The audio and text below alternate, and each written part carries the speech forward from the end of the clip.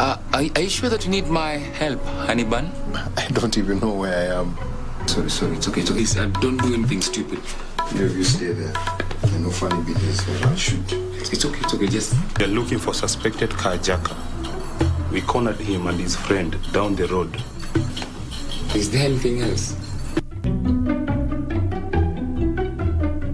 Safe blood transfusions are critical aspects of care and public health, and there's need for a consistent blood bank in Kenya. As there is someone who needs blood every 2 seconds, there's need for regular and voluntary donation of blood to address the current shortage. A culture of donating blood voluntarily is important to improving the situation in Kenya, as it helps save millions of lives by improving the health and quality of many patients. You can donate blood anywhere across the country at your nearest Kenyan National Blood Transfusion Service Satellite Center. Help save lives by donating blood.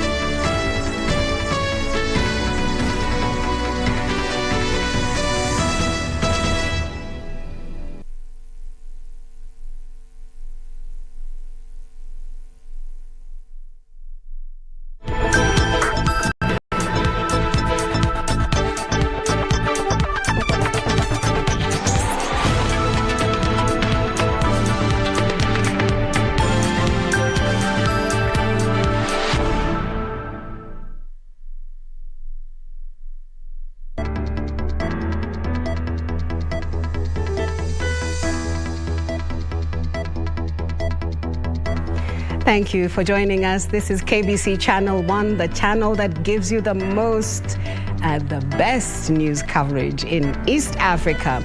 I am Catherine Kasavuli, and of course you're joining us on the Legends edition. Well, our sign language interpreter is Mensa Odingo. That's what I've just been told. So later on this bulletin, we're going to have Topi Liambila with loads and loads of sports news. It's very cold out there, so stay cozy and stay with us until 10 p.m. tonight as we bring you news from Kenya. Let's look at the highlights.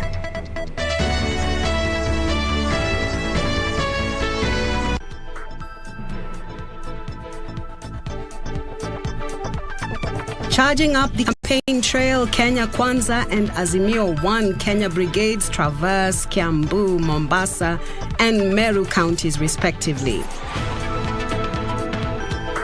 Academic Certificate Saga, Director of Public Prosecutions orders probe on authenticity of documents presented by political aspirants. And in sports, Nairobi region picks team for national trials ahead of World Under-20 Athletics Championships.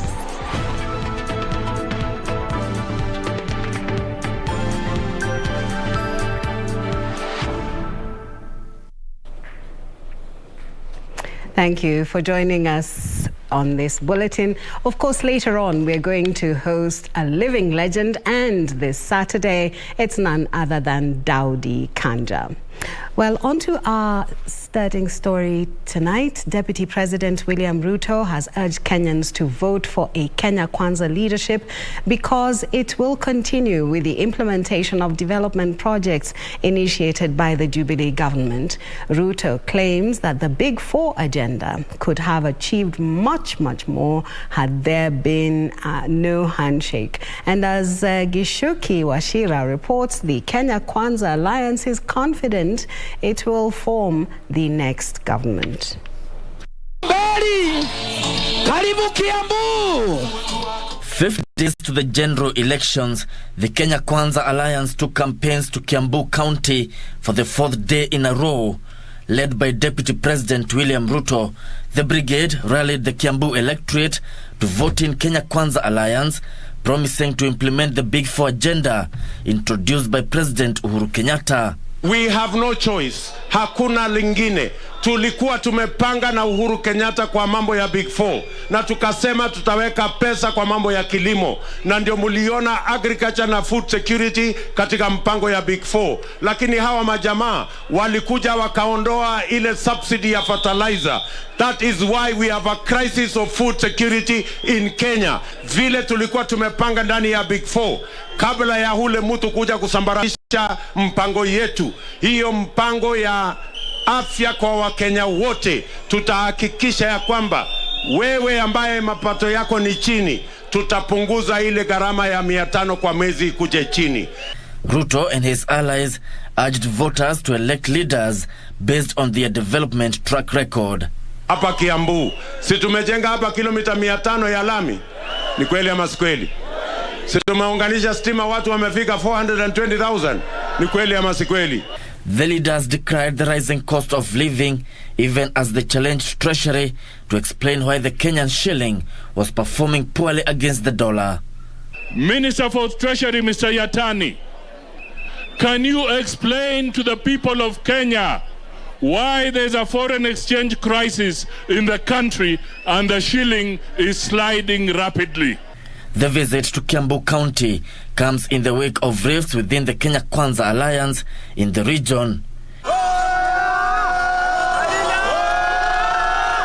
Meanwhile, National Assembly Speaker Justin Muturi and Machakos Governor Alfred Mutua held rallies in Mombasa County where they promised residents of revival of collapsed industries to curb youth unemployment under the William Ruto-led Kenya Kwanza Alliance government.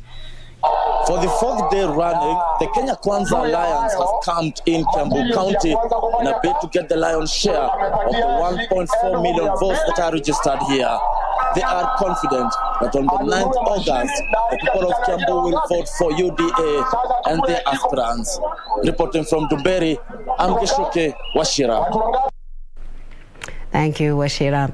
And on to other news. Making headlines, Azimio la Umoja One Kenya coalition says it has the blueprint of how to end poverty in the country.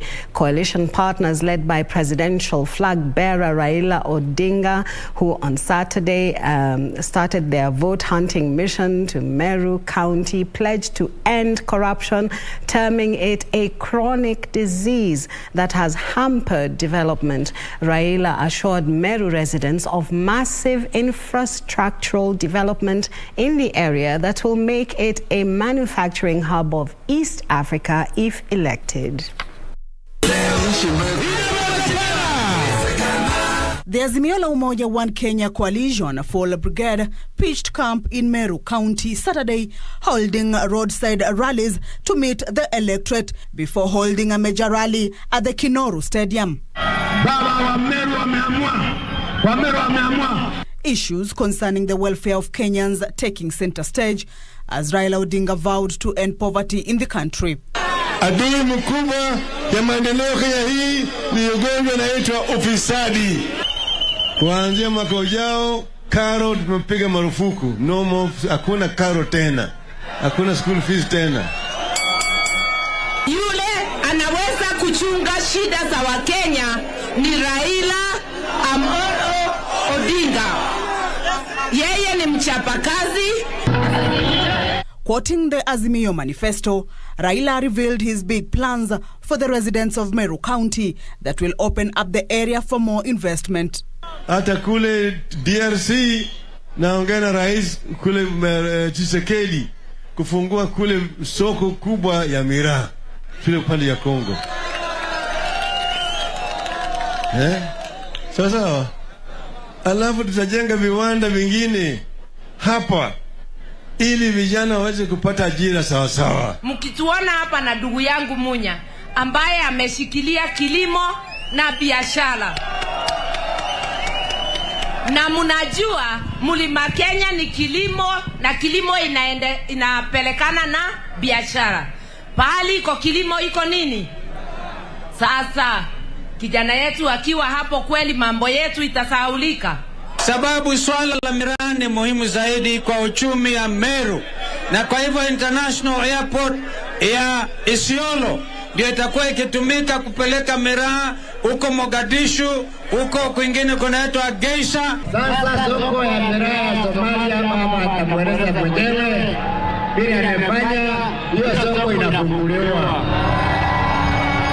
Hiyo mkataba ya miraa itawekwa sahihi hapa Nairobi tarehe 5 mwezi wa Julai. Wewe weka miraa yako maji, nyunyusia maji, tengeneza shamba, soko limepatikana na hiyo kazi imekwisha. Local leaders from Meru County welcomed the coalition in its vote hunting mission. Hata jana tulikuwa Murang'a na baba na mama na Munya, na watu wamebadilika. The leaders urging residents of Meru to turn up in large numbers to cast their vote on the election day. Kamchimenza for the Legends edition. The Kikuyu Council of Elders and the Kiama group are calling on the youth to be wary of politicians keen on using them to abate violent occurrences during the campaign period. The elders, who are holding a series of youth awareness campaigns in Kiambu County, urged the electorate to embrace peace and sobriety as the August 9th polls beckons. Kikuyu Council of Elders and the Kiama group were in Gitundu South engaging the youth in an awareness campaign geared towards a peaceful electioneering period. The youth were called upon to steer clear of trouble by avoiding interaction with politicians of questionable character. Tunahimiza vijana wetu kwamba tunawapenda, wako na inchi hata mbanda ya uchaguzi, so ndio unaona tunaumiza vijana wetu wawe pamoja na tuwe tunaendelea kitu kimoja. Elsewhere, Turkana County Commissioner Mudhama Wambua has urged residents of Turkana County to maintain peace before, during and after the general elections, saying citizens should live without any threat from politicians. His sentiments were echoed by Turkana Police Commander Samuel Ndanyi, who urged the residents to cooperate with the police. Pia tumeambia wananchi aweze kutuelezea wale wenye wanataka kufuruga amani, wenye wanafanya incitement. They were speaking in Lodo when he met religious leaders, businessmen, youth and women from Turkana Central. In Nairobi County, gubernatorial candidate Agnes Kigure has pledged to end the harassment of boda riders in Nairobi by authorities if voters give her the mandate to run affairs of the county. Kigure spoke to the riders at the Green Park terminus, where she pledged to support them to get insurance. Na mimi nimewa promise hii harassment mulikuwaga nayo hapo. Mimi ni maumau na ni mimi nitakuwa na wadefend. And a section of teachers unions in the country is calling on the government to order an audit of politicians and public servants' academic certificates to determine their authenticity. Kenya Union of Post-Primary Education Teachers Deputy Secretary General Moses Ndurima and Kenya National Union of Teachers National Executive Council member Alex Dunga say recent developments where politicians are accused of forging degree certificates have put the country's education system into ridicule, hence the need to restore confidence. People who are in big offices seems to have bought academic certificates, and that is terrible. It has dealt a blow to meritocracy. They were speaking in Siaya County during Kupet Siaya branch annual general meeting held on Saturday. Yusufar reporting for the Legends edition. Thank you, Farah. The Director of Public Prosecutions has ordered a wider probe to ascertain the authenticity of academic certificates presented to the Independent Electoral and Boundaries Commission by political aspirants. Nurdin Haji said the Inspector General of Police must investigate the role of government agencies and commissions to determine whether they committed any offences in the issuance of the clearance certificates. The directive by Haji comes hot on the heels of yet another probe into whether Senator Johnson Sakaja and Wavinya Ndeti presented fake academic documents to IEBC for clearance to vie for gubernatorial positions. Casting a wide net in efforts to fish out political aspirants who may have duped their way into the ballot. The police are investigating Senator Johnson Sakaja and Wavinya Ndeti to ascertain whether they presented fake academic papers to the Independent Electoral and Boundaries Commission. But the Director of Public Prosecutions wants the investigations to include government agencies and commissions to determine whether they are complicit in the furtherance of academic fraud in the electoral process. In a letter to the Inspector General of Police Hilary Mutyambai, Nurdin Haji wants the comprehensive investigations fast-tracked and the resultant files submitted on or before 1st of July 2022. The Commission for University Education on Friday told Nairobi Senator Johnson Sakaja to present evidence that he actually studied at Team University in Uganda.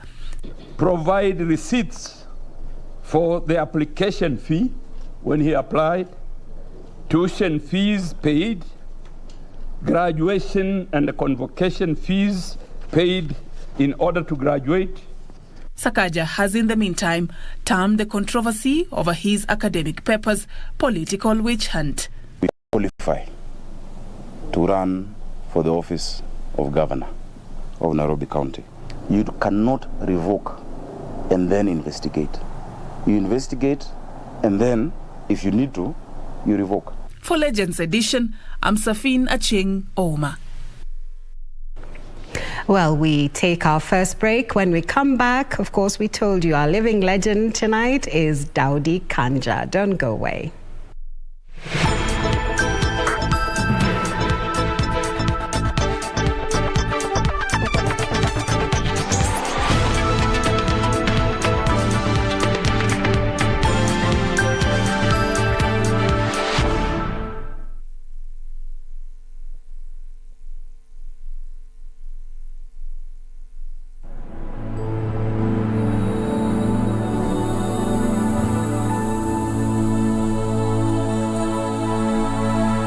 Every day, over 15 million members are transforming Africa.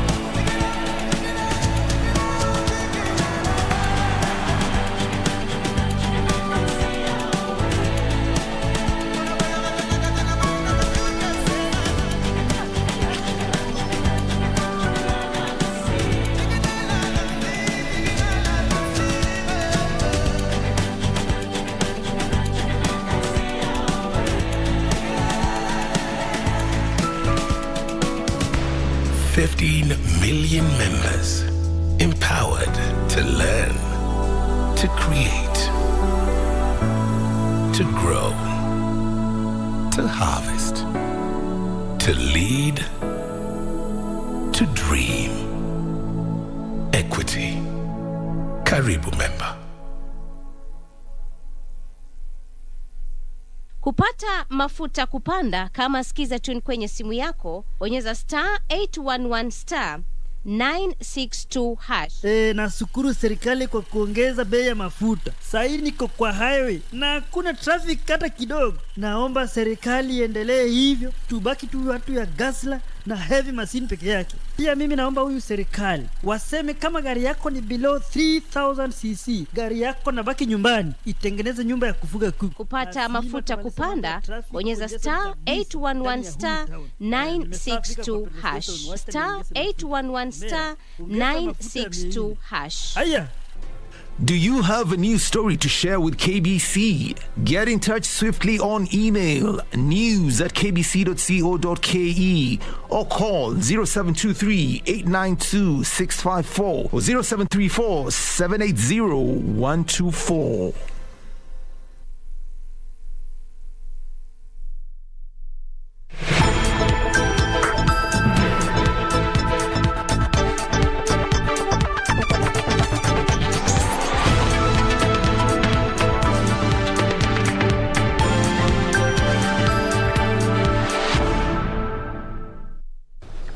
Welcome back. Kenya's COVID-19 positivity rate is currently at 14.5%. This is after 398 people tested positive for the virus from a sample size of 2,745 tested in the last 24 hours.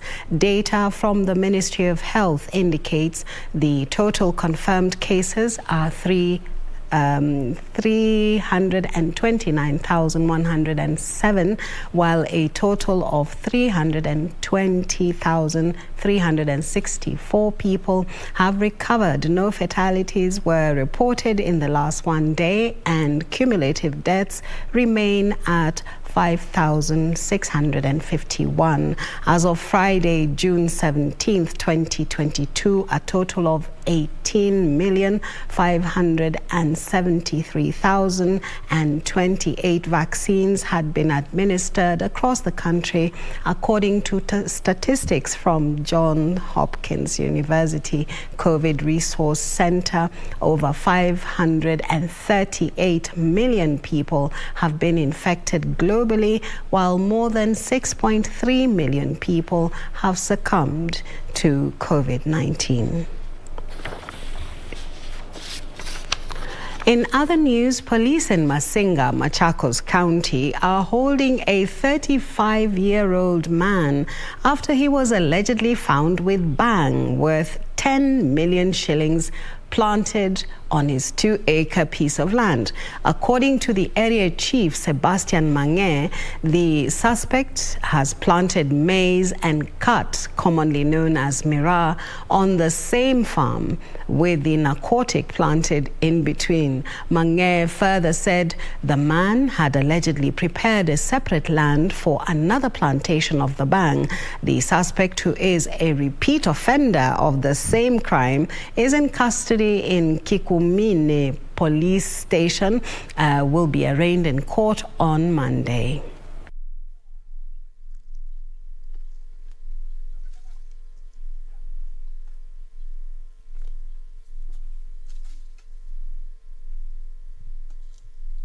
Mnaona huko kuna green, si ati kuna maji karibu. Nimekuta kijana analetanga maji na watabuza, anakuja na nyunyisha, na amepanda mahindi ndio watu waone kama ni mahindi na miraa, lakini katikati amepanda bangi.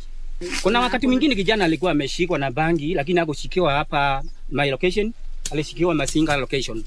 Lakini hii sasa, kumbe wakati alishikiwa huko hakuacha hii maneno, alikuwa anauza bangi, lakini sasa ameamua kupanda. Alikuwa ananunua anauza, lakini sasa ameamua kupanda bangi. The government is mulling over ways of permanently eradicating the Prosopis juliflora plant, popularly known as the Madhenge weed, that is prevalent in more than 20 counties across the country. The destructive weed is said to destroy vegetation across large areas of land, leaving people and livestock in distress. Celebrations to commemorate the World Desertification and Drought Day in Eldume, Baringo County. Environment and Forestry Cabinet Secretary Kiriako Tobiko using the platform to highlight the threat posed by the destructive Mathenge weed. 1 million acres of land in this country is now colonized by Prosopis. And it is spreading at the rate of 15% per year. Tobiko assuring that the government has come up with solutions to completely eradicate the weed known scientifically as Prosopis juliflora. National strategy in action plan ya kumaliza madhenge Kenya mzima. Na the way to do it ni kuitumia, including production of charcoal. Madhenge weed is currently causing havoc in 20 counties, including Baringo, where pastoralist communities which rely on livestock for survival are affected. Na tulienda kotini kwa ajili ya hii mambo ya Prosopis. And kotini iliamua kwamba Prosopis is a weed. Sio miti. Na hii weed iko kwa shamba ya mwenyewe, sio forestry ya serikali. The weed is said to have been introduced in Kenya in 1973 from Brazil.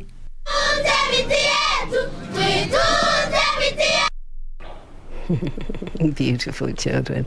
The Kenya Broadcasting Corporation's Mayenga FM and Radio Taifa Caravan traversed Homa Bay County, empowering learners with knowledge on reproductive health care and life skills. The move is aimed at reducing the high teenage pregnancies and HIV cases in the county. Ruth Wamboi reports. A day after the Day of the African Child celebrations, the Kenya Broadcasting Corporation's Mayenga FM and Radio Taifa Caravan Pit Camp in Homa Bay County.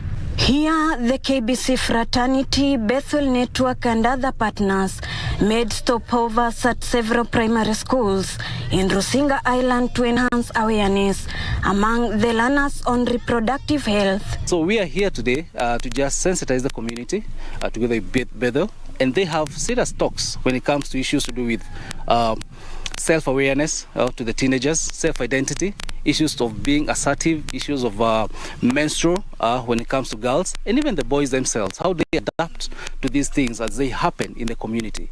Homa Bay County has a high rate of teenage pregnancies and HIV cases that have taken a toll on the 100% high school transition target set by the government. Calling a spoon a spade, like calling a spoon. Not telling kids vitu za watu wazima. Like they don't try to understand what you're talking about. But when you call the thing that it is, avoid having sex with this and this, avoid a certain contact, you find that these kids, they are able to understand exactly what are you talking about. Na kama ni stories za HIV, stories za early pregnancies, if a kid understands what exactly happens for me to get pregnant. We have target the very vulnerable girls who don't have this information about health education, especially in terms of puberty and life skills. And that's why today we are at Utajo Primary School, giving this kind of education to the girls and making, putting more emphasis in terms of giving more knowledge on menstrual hygiene management. Stakeholders are advocating for reproductive health education in schools to equip adolescents with the skills and knowledge they need to stay safe. The challenges of the different environment affect our girls differently, and such initiatives help us or enable us implement the program in a custom-made way for the young boys and girls. The school head teachers hailed the move, saying it would improve academic performance. Shule ziko kando ya ziwa Victoria, na kando ya ziwa Victoria tuna wavuvi ambao wametoka sehemu mbalimbali, hata kutoka katika nchi jirani kama za Uganda na Tanzania. The Homa Bay County reporting most cases of teenage pregnancies in the country. There is need for a concerted effort to ensure learners get sexual reproductive education at a tender age. Reporting from Kamgere Primary School, Rusinga Island in Homa Bay County, I'm Ruth Wamboi. Residents from Muthe Shur and Bubisa villages in the North Hor constituency of Marsabit County have received food donations from the World Food Programme in a bid to initiate to mitigate the drought situation in the area. The drought caused by lack of rain for 3 consecutive seasons has led to a great need for food aid to cushion residents from hunger.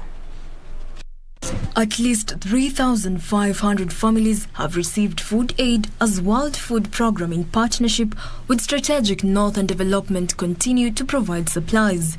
The beneficiaries, who are residents of North Horr constituency, received a total of 201 tons of maize, 29 tons of beans and 16 tons of cooking oil. They, however, called on humanitarian organizations and governments to increase food rations due to the high number of needy people. In Kajiado County, clan elders from Agikuyu and Maasai communities living at the border of Kajiado and Kiambu counties have agreed to resolve their prolonged dispute over pasture that has seen herds of cattle lost. The two communities agreed to maintain peace and put effort to develop the area for mutual benefit. Hapo awali tulikuwa na wakati mgumu, wakati tulikuwa na shida ya warani, miuzizi wa mifugo, lakini kwa sasa tumetulia na tulikuwa tunataka tu kujikumbusha ambapo tumetoka na mahali tuko sasa hivi, na tuchukulie amani kama kitu ya kawaida ya mzaha. Manake sasa tunaangalia ku maintain hiyo amani, especially sahi wakati wa siasa.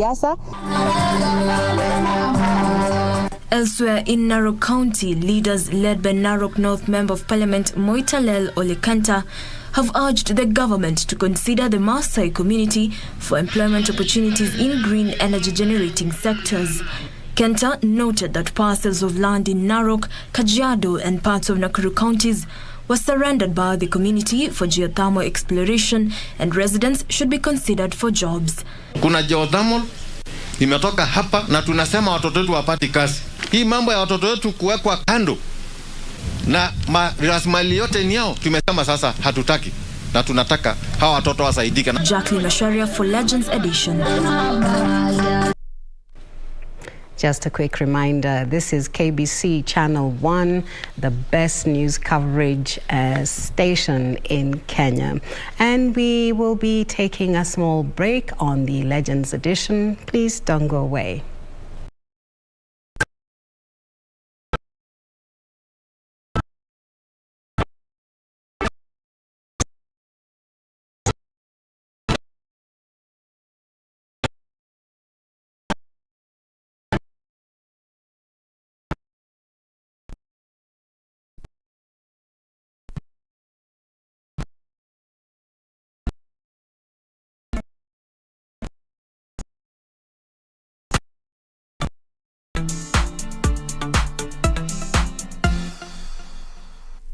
Uchaguzi mkuu wa tarehe 9 Agosti utabadilisha pakubwa taswira ya kisiasa ya taifa hili. Je, hii inamaanisha nini kwako wewe mpiga kura? Kila Jumapili saa 12 jioni, jiunge nao Gladys Mongai na Harith Salim kwenye makala yetu ya Kenya ya Amua, ambapo pamoja na wadau mbalimbali watajadili na kudadavua kwa kina michakato ya uchaguzi. Fanya uamuzi wa busara. Usikose kutazama Kenya ya Amua kila Jumapili kwenye runinga uipendayo ya KBC Channel 1.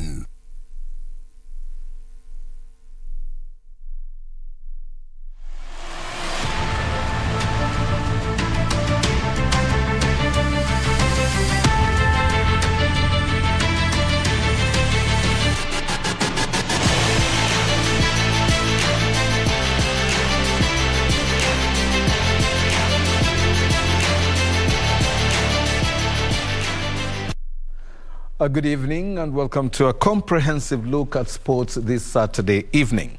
I'm Topi Liambila and this is the Legends edition. In our highlights tonight, it is a wrap-up for the pre-trials, under-20 pre-trials in Nairobi West. Malkia Stars off to Brazil. Osaka's Wimbledon Blues. Bolton falls at the Birmingham Classic as Leclerc's Ferrari stokes trouble. Welcome. Daniel Kinyanjui emerged victorious in the 3,000 meters race during the Nairobi Region Athletics under-20 pre-trials held today at the Nairobi West Prisons grounds.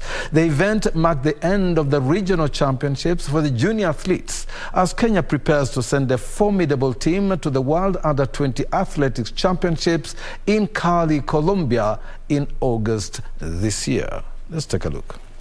Jui from Kerrigate training camp outsprinted his competitors to cross the finish line in a time of 8 minutes and 2 seconds, beating Gideon Kipngetich and Peter Kamau to the second and third positions respectively. In other races, Ruth Muihaki emerged victorious in the 5,000 meters race, followed by Cynthia Chepkerui in the second spot, while Regina Nesarien finished third. Nairobi region used the one-day event to select a team that will participate in the national trials set for 1st and 2nd of next month at the Moi International Sports Center Kasarani, where Athletics Kenya will name a team to defend the world title in Cali, Colombia. By now I cannot tell because we are doing it according to the time. We have a qualifying time. We have set a qualifying time. So after the race, we shall go peruse and we go through the results and pick who are capable of qualifying. According to the Athletics Kenya, Nairobi region athletes who will take part in the national trials will be selected by a panel of technical officials. Sitarajia kuja namba moja, lakini ni Mungu ameniwezesha. Mazoezi yenye nimefanya imenisaidia, lakini naomba niendelee na mazoezi hadi nifike Kenya team. Nairobi region pre-trials mark the end of the region championship for the junior athletes as Kenya prepares to send a formidable team to Cali, Colombia. Kenya successfully defended its 2018 title after amassing a total of 16 medals, 8 gold, 1 silver and 7 bronze medals. For Legends Edition Sports, I'm Daniel Mwendwa. Ulinzi handball men's team beat JKUAT 39-22 in a league match played at the Nyayo National Stadium today. Ulinzi started very well, despite missing open chances in the early minutes, but won the two halves. In another match, Technical University of Kenya suffered 36-22 defeat to GSU. In the ladies category, Ulinzi Sharks secured a deserving 31-12 win over JKUAT. Tomorrow, women's champions Nairobi Water Queens will return to court to take on the debutants at Nairobi City Council, while Amazon locks horns with National Cereals and Produce Board. This is some of the action.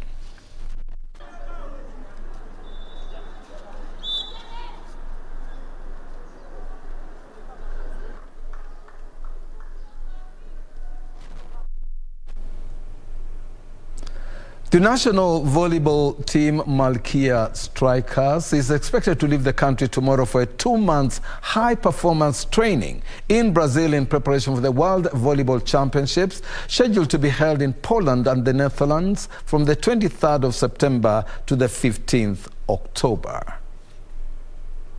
Tai and Pamela Masai, who participated in the Tokyo Olympics last year, and Triza Atuka were left out of the traveling squad, named yesterday by head coach Paul Bitok. Violet Makuto, who turned down a call-up during the World Championship qualifiers held in Rwanda last year, has been included in the team. Other players in the team include Veronica Kilabat, libero Veronica Makoha, and newcomers Belida Barasa and Magdalene Mwende. Captain Masimoim and assistant captain Noel Murambi lead the experienced players alongside Agrippina Kundu, Violet Makoto, Sharon Chepchumba and Edith Wisa. The team has been training at the Moi International Sports Center Kasarani in Nairobi. The team will also travel to Serbia to play build-up matches with the host and Colombia before they leave for Poland for the championships. Lavina Martins has boosted her chances of being selected to represent Kenya at the Birmingham Commonwealth Games after winning the 3 matches today in the trials held at the Aga Khan Sports Club. The All-African Games double bronze medalist said that she is optimistic she will win Kenya medals at the Games if selected in the national team. The Commonwealth Games will begin on the 28th of next month and end on the 8th of August in Birmingham, England.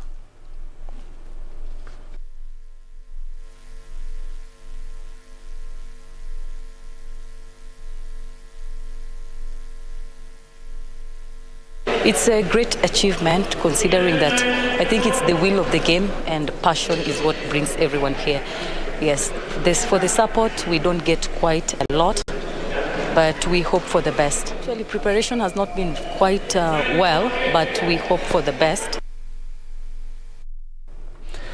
Kenya finished second at the Kwibuka Women's T20 cricket tournament in Rwanda after a 44-run loss to Tanzania. Seeking to win a fifth Kwibuka Women's T20 crown, Kenya lost the toss to Tanzania, who elected to bat. Tanzania were bowled out at the last ball with 114 runs on the board. Again, a great demonstration of the athleticism of these girls. Peris Kamunye top scored for Tanzania with 29 runs, while captain Fatuma Kibasu contributed 17 and wicket-keeper Shufa Mohamedi adding 19. And there it is, another run out. Quinta Abel and Esther Wachira took 2 wickets each for Kenya. In reply, the Kenyan side were all out on 70 runs after 20 overs, handing Tanzania a 44-run win and the Kwibuka T20 trophy. Esther Wachira had 17 runs and Daisy Joroge 14 and Sarabakita 13. Nazra Saidi had 3 wickets and Agnes Kwele took 2 for Tanzania. The Kwibuka Women's T20 tournament is held in memory of the victims of the 1994 Rwanda genocide. For Legends Edition, I am Daniel Wahome. KCB and Strathmore Leos will extend their rivalry as they meet in the quarter-finals of the Driftwood Sevens at the Mombasa Sports Club tomorrow.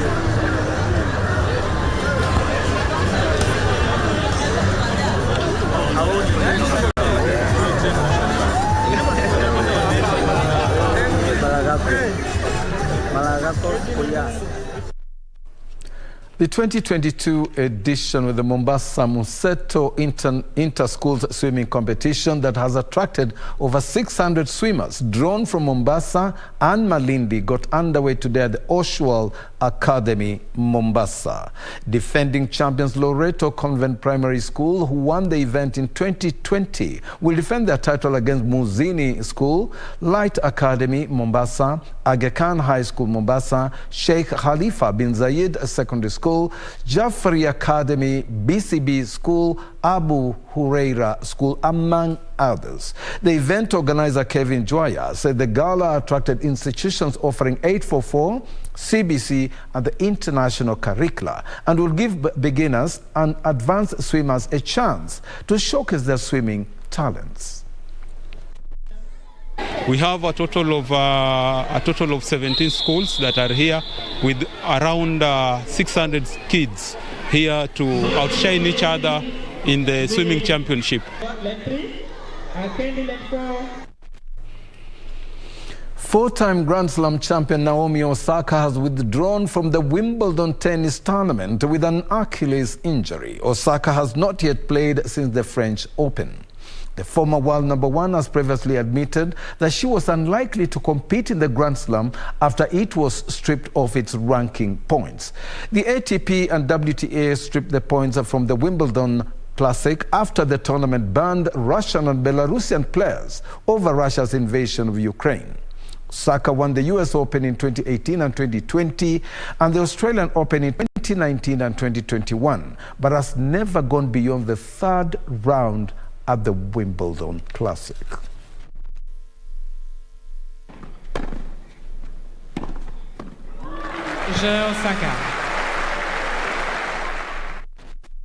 Katie Boulter's hopes of reaching the Birmingham Tennis Classic semi-finals ended in straight-set loss to Romania's Simona Halep. The British player, who has won 6 singles and 4 doubles titles in the ITF Women's Circuit, will now set her sights on the next week's Eastbourne International after being awarded a wildcard for the event on Friday.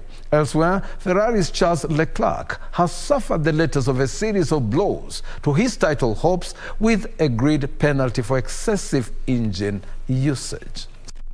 Putting the pressure on Halep, who leads 30-15, 1-2 at the moment. Katie Bolter hopes of reaching the Birmingham Tennis Classic semi-finals ended in a straight-set loss to Romania's Simona Halep. The Briton started well against the 2019 Wimbledon champion, but Halep raised her game to win 6-4, 6-1.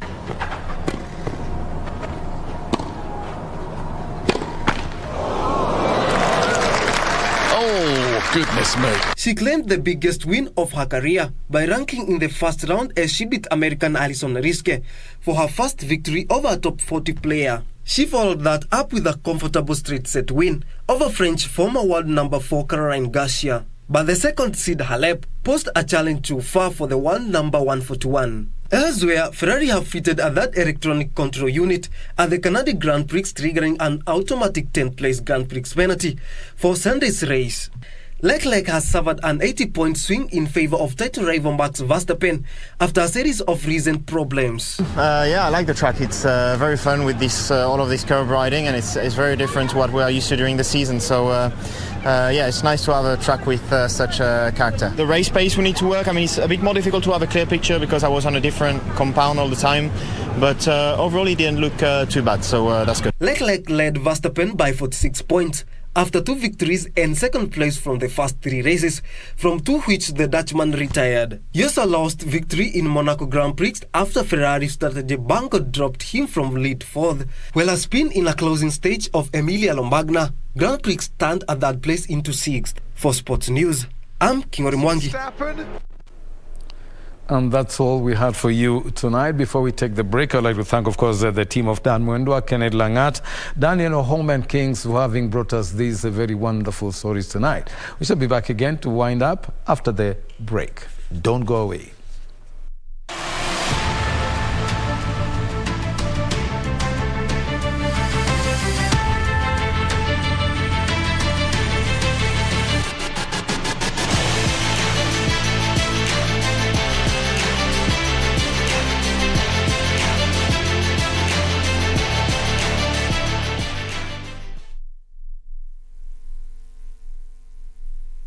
Our arts and entertainment industry has evolved over the years. It is at such times that our destinies are written. Will we rise up in courage or die in cowardice? Who are the movers and shakers in film and theatre? Get trendy as we review locally produced films and stage drama every Wednesday at 9 p.m. on Cinemas and Theatre. Brought to you by the Kenya Film Commission. Film Kenya, Capture Africa. Top sports attractions on KBC Channel 1. In July, Kenya Morans face off against the DRC, Egypt and Senegal in the FIBA Basketball World Cup African qualifiers in Alexandria, Egypt from 1st to 3rd of July 2022. Also in July, Kenya plays South Africa in Rugby League test matches in Nairobi with the return fixtures set for October. Still in July, watch the World Athletic Championships from 15th to 24th July live from Oregon, USA as Kenyan athletes seek glory. Followed by the 22nd Commonwealth Games from 28th July to 8th August live from Birmingham, England. In August, join our coverage of the World Athletics Under-20 Championships from the 1st to 6th of August 2022 from Cali, Colombia. Then, in November, catch the World Half Marathon Championships on 13th November from Yangzhou, China. Now that's what sets us apart as KBC Channel 1, your true sports partner.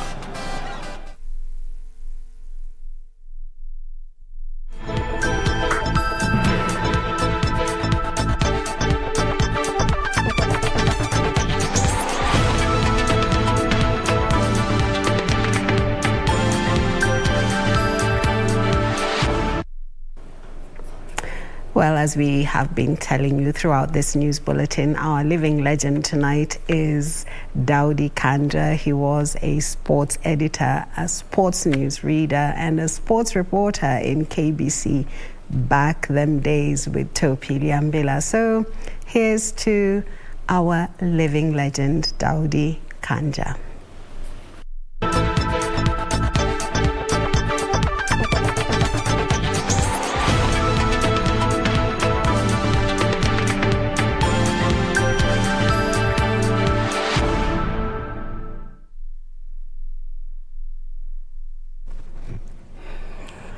A very good day to you. My name is Daniel Wahome, and welcome to this edition of The Living Legends. And I'd like to go back 2.5 years ago when the Kenya Broadcasting Corporation hosted Living Legends of Broadcasting from radio and television.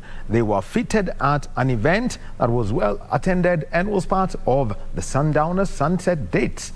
And today we speak to one of those persons who was featured at that point. He's got stories to tell. He has been a broadcaster. He went into freelance business after leaving VOK, and now is a motorcycling enthusiast. We speak to Daudi Kanja, who has been a voice on your radio, a face on your TV within this service. Bwana Kanja. Thank you, Daniel Wahome. It's a pleasure to host. Let me just correct you there a bit. I'm not a motorcyclist. I'm a biker, super biker. I mean, the way you... so, either way, it's still categorized by the government as a motorcycle. Right, thank you. But a super biker. Super biker. Well, he's going to be telling us about that, and also telling us about, safety, because that's something that's a concern for so many of the bikers. But like with every other edition of The Living Legends, the story starts with your early life, where you were born, and your education. Daniel, I was actually born many years ago. I would actually say I'm a sexagenarian, slightly above 60 years, in Rift Valley, in a place we'd call actually Musho Alami.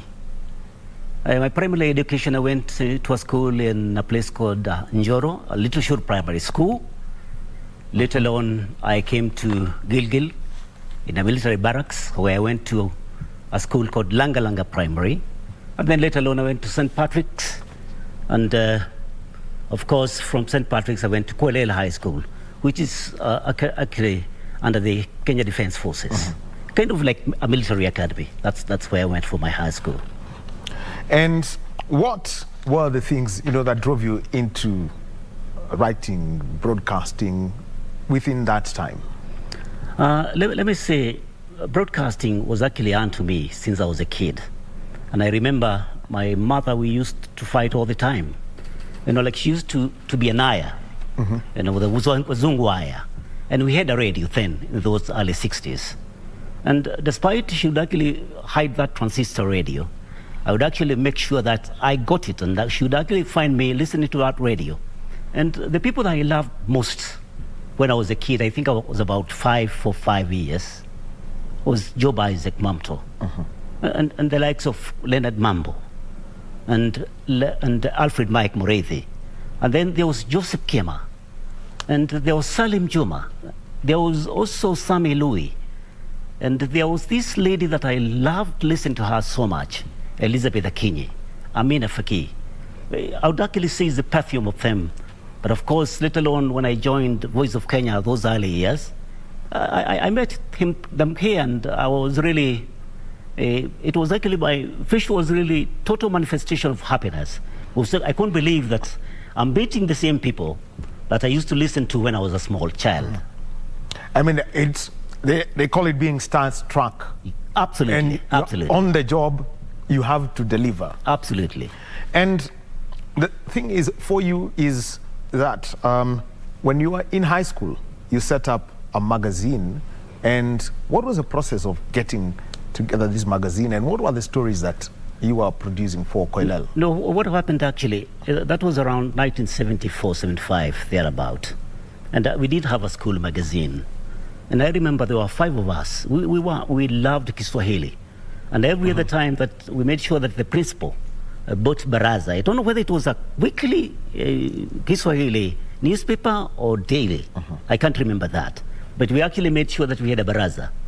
And if I can remember those people, who are actually my friends, and some of them are, at least one of them is deceased.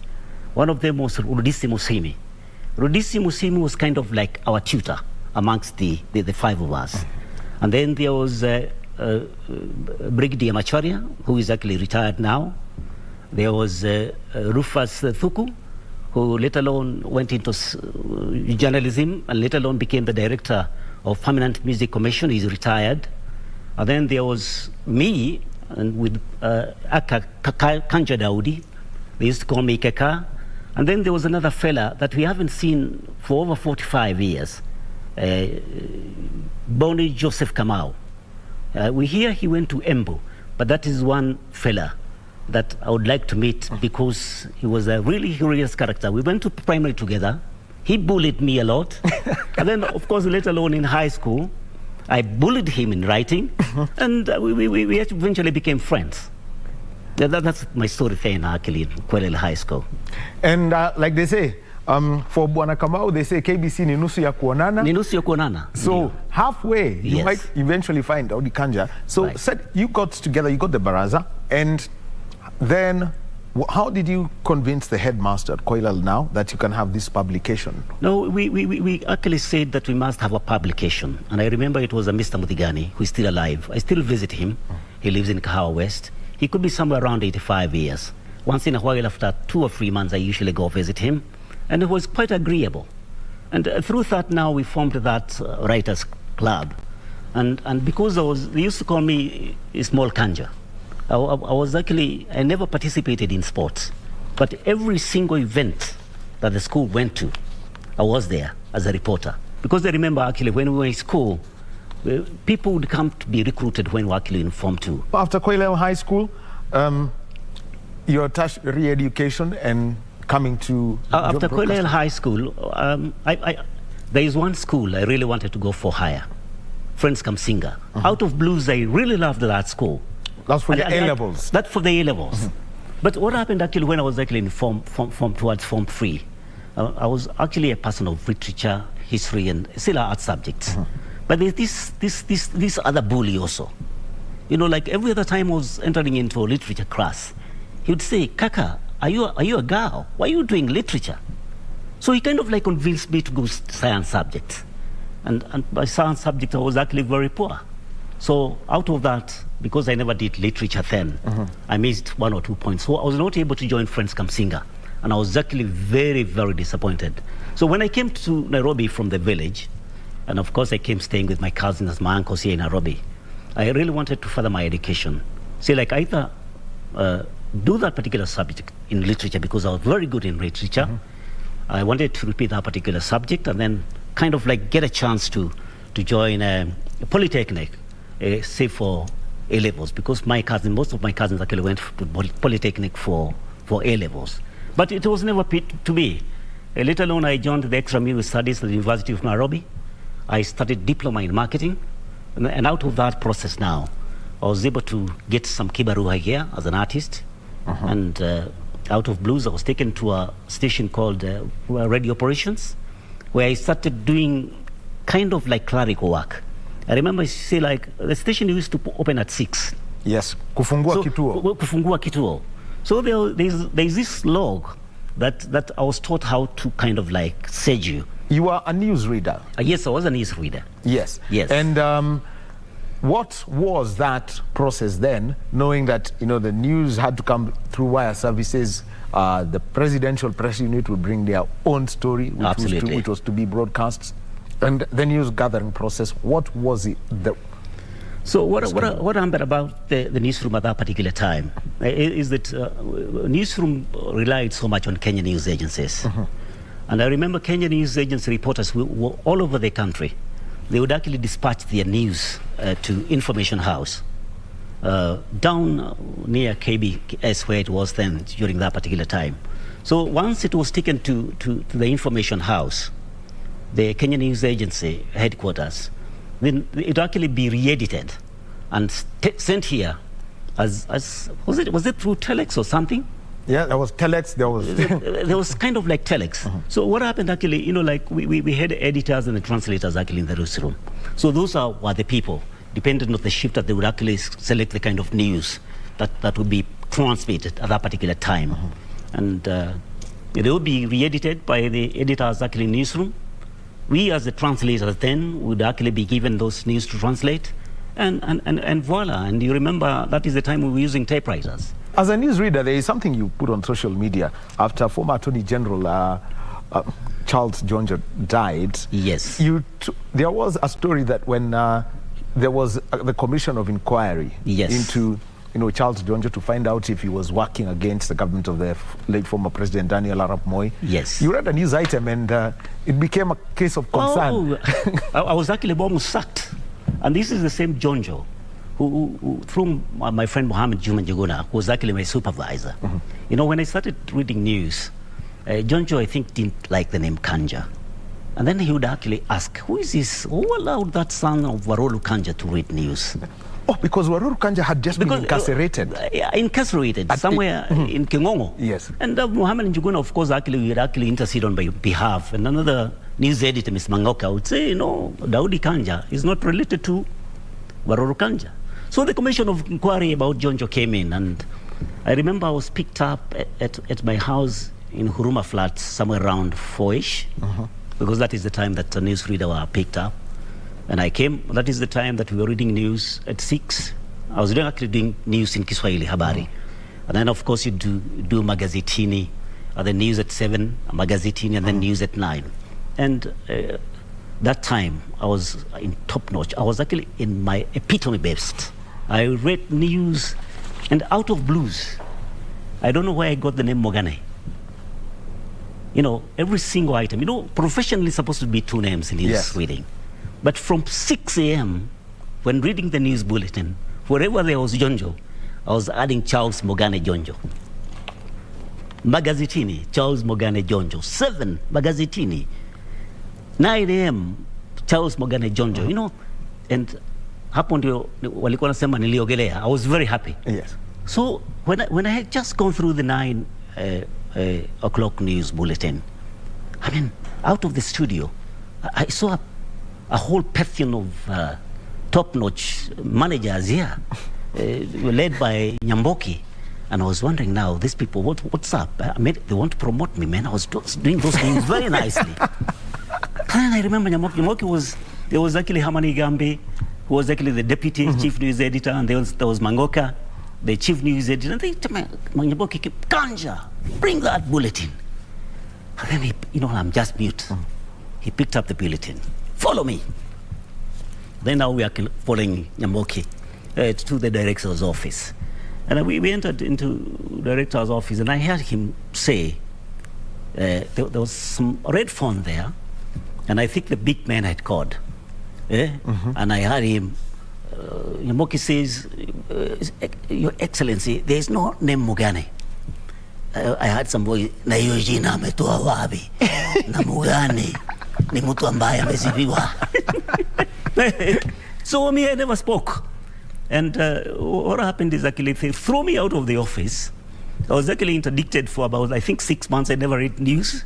How I came again onto the roster, I can't remember. But I never touched Bulletin for 6 months. And that was it. Because Mogane, I think, to the powers that be, I mean, he was kind of like a nemesis at a particular time politically. So why does this young man call Mogane the appraised one, So that's how my cookie crumbled then. That was life then. And also now, let's move on to the sports desk. And set up in 85. Yes. And within 2 years, you had to handle what was the biggest event to ever come to Kenya? The 4th All Africa Games. Oh, the 4th All Africa Games. Our boss then was actually Harry Amol, deceased. He was actually into sports so much. Because he's the one who did a lot of campaign for that particular program, desk to be initiated. And then the biggest event that we covered then was the All Africa Games. And I loved boxing. I became kind of like the anchor person for boxing. And there's no single country that the boxing team that went, I didn't go. We went to Uganda. We went to Germany. I remember we went even to UK and even the Far East in Bangkok. For the King's Cup? For the King's Cup. And so when it comes now to the All Africa Games, I was actually in charge, despite my young age then. I was actually in charge of both television and radio for commentaries. You can imagine it's me who recruited my previous mentor, Alfred Mike Morethi, to come. We do the commentary with him. And it went on very well because I remember boxing was one of the major events in this country, apart from football. And I remember in the finals of the Africa Games, I think Kenya was able to clinch 9 gold medals. 10 of the was 12. it 10? 10 of the 12. Oh, it's a long time ago. You was still young. That is a hit squad. It was a hit squad. And from that, eventually, something else that was huge on KBC at that point was darts. The darts, yes. And you had to fill in the shoes of Tido Muhando. Tido Muhando, yes. For the Festival of Darts with David Drought. Absolutely. I had actually gotten out of KBC then because it was parastatal in the early 90s. Then I decided I should actually start doing broadcasting on freelance basis. So Tido Muhando, my friend, another mentor, goes to BBC. And out of blues, I was picked up to do his programs. Well, another sport that you do love is rallying. And you even did this in your freelance days. Yes, I did. What has that journey been? Because you've seen the wild 5-day safari move into the special format in the 90s till 2002. And you are part of our commentary team last Well, I was actually part of that commentaries. I did a lot of field commentaries, like from Cherangani, from Churu Hills, all the way from Mombasa. We'd even go all the way to Western Kenya. And then we'd actually make sure those particular shots were brought for transmission. And I love motorsport. And eventually, of course, now, and motorsport, if I can give you the history of motorsport, it's kind of like a European thing. Yes. Because with the invention of the combustion engine in the 1802 in France, like by the year 1894, they had started those road races. So WRC, of course, now, the Safari Rally was actually incorporated in 1973. When I was a small kid, a small boy, huko mwisho wa lami, and there was that Coronation Safari and East African Safari, we never slept until cars started passing somewhere around 3 a.m. And I still love sports, and that's why I do superbikes. Anything speed. Well, anything to do with speed, and I would like to bring in, and it's about safety. You do superbikes. Yes. But I want to simply say it's 2 wheels run by a motor. Yes. Either it be a superbike. Yes. It be an ordinary motorcycle or a border. Right. Or even a courier motorcycle. Right. What's your push for safety in this sector? So we have this group in the Facebook, the East African motorcycle something. So there's some certain group of youngsters there who do a lot of campaign for safety. Because when I see some of the borders ride, I really sympathize with them. Because most of the time they are riding opposite direction. And they don't understand this is a vehicular and anything can happen. And it's actually very important. It doesn't matter whether you're going to buy milk, umeacha maji pale inachemka, and you have your bike, make sure that you have your helmet. And some of those things that protect the elbows and the knees. Or dress nicely. Like I've just come riding on my bike. This could be a jean, but if you touch here, but a Daniel, this is a padded jean, just touch. Yes. This is a padded. Yes. It's a padded jean. Yes, your shins are fully protected. Very fully protected because exactly anything can happen. So make sure that every time you're riding, whether it's border, you've put on your helmet, you've put on your stuff, the gloves, and you put on your jacket for total protection, because now this becomes the body of the vehicular as you move along to whatever destination that you be doing. All right. Now, as we come to a close. Right. Ulikuwa msomaji wa habari. Mimi nilikuwa msomaji wa habari bwana. Haya. Simnipatie kazi bwana. Sijazeeka sana. Sijui lakini niko na taarifa hapo. Sina macho wana mazuri bwana. Unajua sasa nishazeeka mawani, sijui itakuwaje. Haya. Hiyo taarifa. Naam. Those are the hiyo taarifa ya saa 10. Ilisomwa na Asha Hamisi. Radio Taifa. So the 4 p.m. bulletin on Radio Taifa today, I've picked the Muktasari and the top 2 stories. So tukifunga tusome taarifa ya habari. Habari kamili. Serikali imetoa nyongeza 12% katika viwango vya chini ya zaidi vya mishahara kufuatia malalamishi ya waajiri eti hawana uwezo wa kulipa mishahara mpya. Serikali kupitia kwa Wizara ya Leba inasema ilikuwa imeshauriana na wadau mbalimbali kabla ya rais kutoa tangazo hilo wakati wa maadhimisho sherehe za siku kuu ya wafanyakazi. Tetesi hizo zinafuatia ripoti ya chama cha waajiri wa sekta ya kilimo IAA iliyoashiria kwamba wakulima wameanza kuwafuta kazi wafanya kazi katika juhudi za kutimiza maagizo ya serikali. Hayo yalifichuliwa wakati wa mkutano wa mwaka 59 na chama hicho AGM uliofanyika huko Naivasha na kuhudhuriwa na waziri wa Leba Simon Chelugui. Chelugui alikiri kwamba waajiri hawajajinusuru ipasavyo kufuatia janga la ugonjwa wa COVID-19, lakini akasema kwamba mara ya mwisho kwa viwango vya chini vya mishahara kuongezwa ilikuwa mwaka wa 2018.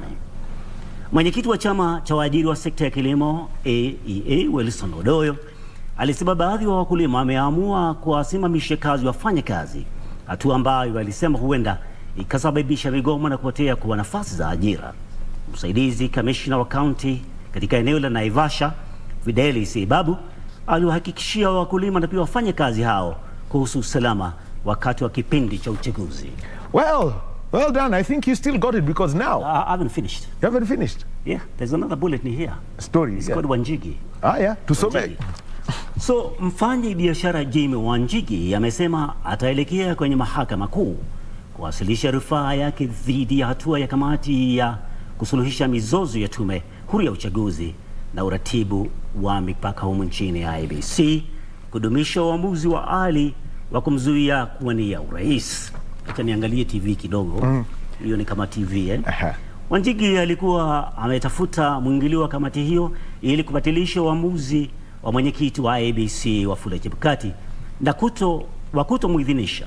Katika kudumisha uamuzi huo, George Murugu aliyeongoza kikao cha jopo lililosikiliza kesi hiyo jana usiku alisema Chebukati hakukosea hata kidogo kwa vile mwaniaji huyo alikosa kutimiza masharti ya usajili katika muda uliowekwa. Hata hivyo, unatia pause kidogo. Hata hivyo, Wanjigi ameapa kupinga uamuzi huo katika mahakama kuu. Ameapa kupinga, samahani. Najua ukikosa kidogo unasema samahani. Hata hivyo, Wanjigi ameapa kupinga uamuzi huo katika mahakama kuu. Wakili wake Willy Soteno anadai kamati hiyo ilifafanua vibaya sheria. Rufaa ya mwaniaji urais wa chama cha Third Way Alliance Ekuru Aukot pia ilitupiliwa mbali jana usiku. Jopo hilo ilidumisha uamuzi wa kumzuia kushiriki katika kinyang'anyiro cha urais, ikisema alishindwa kuwasilisha shahada yake ya degree na pia sahihi za wafuasi 2,000 kutoka jumla ya kati ya kaunti 24 za humu nchini. Mwisho wa habari. Well done. Still got it, and that is the unrehearsed news. Unrehearsed news. One more thing. Have you ever been called Patrick Njiro's brother? Many a times. We call each other brother. And I'm the one actually who built that young man. He had come from some place in the slopes of Mount Kenya called Kivuti. So I was kind of like Charlie Amtai in Nairobi. So I'm the one who showed him around. Although I was pretending also I'm a Nairobian and I'd come from the village. I was actually a villager. And my first bike I bought after 1 year. And I remember my mother never talked to me for about 2 years or 3 years. Because I was telling her, this bike of mine I'm spending 4,000. That was, I think, early 80s. And she was telling me, why can't you buy some shamba here? Kuna shamba inakatwa 5,000, uwe na shamba. I told her, no, I love bikes. But later on we bought some shambas, but that was my passion. When my friend John Obongo, because we got employed at the same time, another gentleman called Laro Ambua and Ike Mlembo, when they first 1 year salary they bought music systems. me, I bought a bike. I bought a motorbike.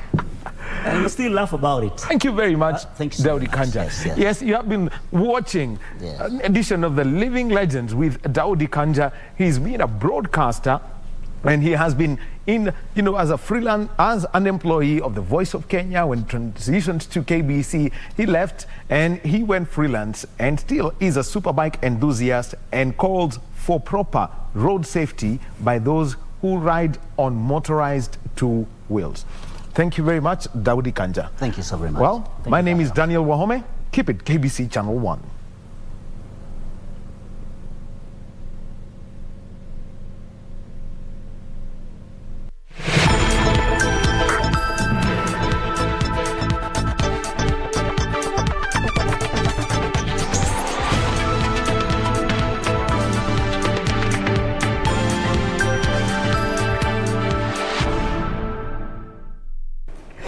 Oh, well, what a nice way to just walk down memory lane. You and I worked together with Daudi Kanja, of course, and it was a lot of fun. We were very young, full of energy. Walking the corridors up and down to radio, I TV. tell you. It's very interesting. You know, we had very many interesting guys. You know, yes, we had. I just remember him talking about Cornelius Nyamboki. Yeah, Nyamboki, the director. Guy, yes, the director. From 1984. Exactly. Yes. You know, people like Lee Njiro also, you know, Hamani Gambi, and, you know, all the, and great news anchors, Norbert Okare, Nicola Miawa, Adila Ali Bashir. Yeah, Adila Ali Bashir. Yeah, very many people don't Rosemary know. Musumba, you know. No, we had very great names, yeah. You know, like in the newsroom, we had people like Harry Amol, who started the sports desk. Chris Opio. Harry Amol, where is he? Oh no! Oh, yeah, so there was Harry Amol, there was William Meda, you remember? Then Greg Adambo also was in the newsroom. Nabadi Mohsin, the late who we lost the other day. Yeah, Fred Amani Nyongesa, you remember Nyongesa? Yes. Is he still? Yeah, he is. He's in Kitale, those sides, I think he's now. Pass my regards when you see him. Yeah, no, he's great. We had great people, you know, Said Ali Matano, brother to Hamisi Tema. Yes, that's good true. Guys. Great voices, great faces, great names. You know, this has been a wonderful foundation, and of course, it has birthed all the electronic media houses.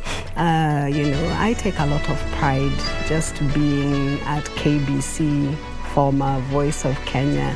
You know, because it's the mother. I mean, that's where we've learned. KBC, that's where we learn the ropes. That's it. That's which birthed us. It's the mother of all broadcasting stations, and even many of the top broadcasters elsewhere now in KTN, Citizen, NTV, were all. They started here. They started here, and they were trained by some of the best, because a lot of the senior news anchors, producers, and continuity announcers were actually trained in BBC, in Voice of America, Hilversum, in Deutsche Welle, and Australia and New Zealand. So, of course, what we were receiving was the best. I was trained by some of those guys. Of course, and you know, Kenya Institute of Mass Communication, KMC, I always say it is the mother of all training. Of course, you remember Miles Lee. He was an amazing lecturer, and of course, every other lecturer there.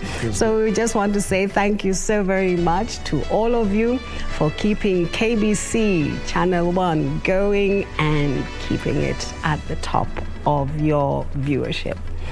I mean, it's been a great evening, and I couldn't have it better than have another living legend like Daudi Kanja coming on the show after such a bamba sports entry this evening. My name is Topi Liambila, and I am Topi, and I am Catherine Kasavuli. I just wanted to let us know that our sign language interpreter, what's her name? Lenza Ontigo. It's an interesting name. I'm used to Byron Aburi and Lucy Maura. So Lenza, we love you. Thank you so much for being with us. How do you sign Lenza? Okay. It's a Lenza. Oh, that's good. Because I don't even know how they sign my name. Toby, let us sign this bulletin. Thank you so much for watching. This is KBC Channel 1, the Legends Edition. I am Catherine Kasavuli. My co-anchor has been Toby Liambila. Have a wonderful evening. We love you. We love you.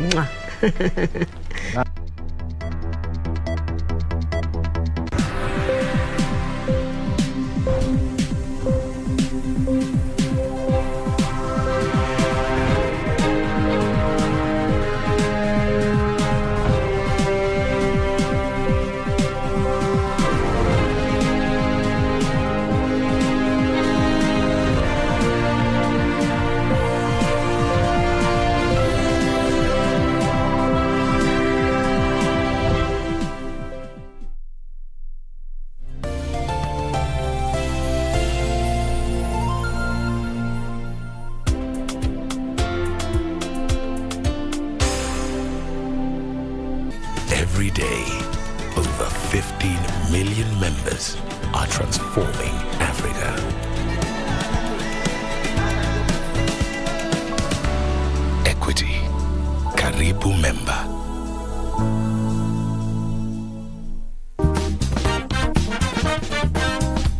sexual violence has become a recurrent and a brutal feature in the general elections in Kenya since the 1990s. What makes electoral-related sexual violence stand out?